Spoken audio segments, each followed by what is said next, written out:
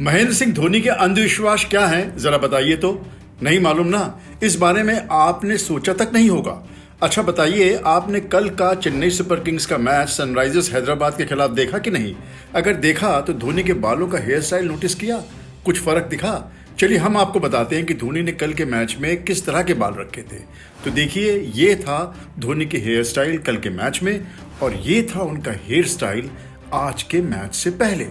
हुआ यूं कि आईपीएल 2024 में सीएसके की शुरुआत तो बहुत अच्छी हुई, फिर उसके बाद उनकी गाड़ी पटरी से उतरने लगी। लखनऊ सुपर जायंट से पहले लखनऊ में हारे, फिर चेन्नई में ही 200 रन बनाने के बावजूद वो लखनऊ सुपर जायंट से पिट गए। उधर दिल्ली कैपिटल्स ने अपनी रफ्तार पकड़ ली थी। ऐसे में धोनी ने अपने अंधविश्वास का सहारा लिया। उन्होंने अपना नया हेयर स्टाइल कल के मैच के लिए रखा, और बस क्या था, सीएसके ने न केवल सनराइजर्स हैदराबाद को हराया बल्कि कमिंस की टीम को बुरी तरह से धो भी दिया। जीत का मार्जिन था 78 रन। शायद कम ही लोगों को ये बात मालूम है कि धोनी अंधविश्वास काफ़ी रखते हैं। कभी उनका अंधविश्वास था कि जो भी ऑटोग्राफ किसी को देंगे उसका पेन अपने पास रख लेंगे, यानी धोनी का ऑटोग्राफ चाहिए ज़रूर मिलेगा लेकिन पेन गंवाना पड़ेगा। धोनी का 2011 के वर्ल्ड कप के दौरान भी एक अंधविश्वास था, और वो ये कि वो पूरे टूर्नामेंट में सिर्फ खिचड़ी खाएंगे। यानी इतना थका देने वाला 2 महीने का टूर्नामेंट, और बंदे ने कसम खाई है कि वो सिर्फ खिचड़ी ही खाएगा। धोनी ने सिर्फ खिचड़ी खाई, और जैसे कि हम सब जानते हैं, टीम इंडिया ने 2011 का वर्ल्ड कप जीत लिया था। धोनी के एक और अंधविश्वास के बारे में आपको बताते हैं। धोनी कभी भी किसी प्लेयर को मैच से पहले गुड लक या बेस्ट ऑफ लक नहीं कहते हैं। उनका मानना है कि जब भी वो किसी खिलाड़ी को बेस्ट ऑफ लक कहते हैं, उसका प्रदर्शन खराब होना शुरू हो जाता है।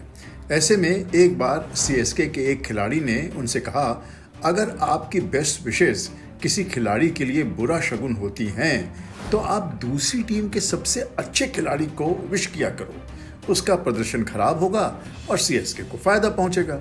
सीएसके के ड्रेसिंग रूम में ठहाके लगे, पर धोनी ने उस खिलाड़ी को बड़े घूर के देखा, जैसे कह रहे हो, अगर इतनी छोटी हरकत करता तो धोनी न बन पाता।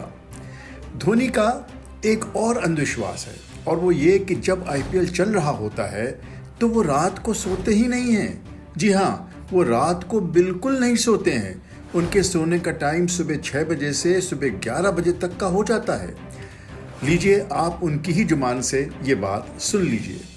According to some of them, it was the most absurd timetable that you can have, but over the years it only helped me. IPL start होने के 5-7 दिन पहले से ही I would start thinking like that, और मैं अपने mind को उस तरीके से ट्रेन करना स्टार्ट कर देता था। हमारे लिए एक प्लस पॉइंट ये था कि हम ज़्यादातर कोशिश करते थे कि 12 बजे के बाद का फ्लाइट लें। मैं क्या करता था, I would sleep very late, क्योंकि अगर मैचेस चल रहे हैं तो 8 से 11 साढ़े 11 का आपका शेड्यूल था। उसके बाद पोस्ट मैच प्रेजेंटेशन होता है, फिर आप किट बैग पैक करेंगे, लेट डिनर होगा।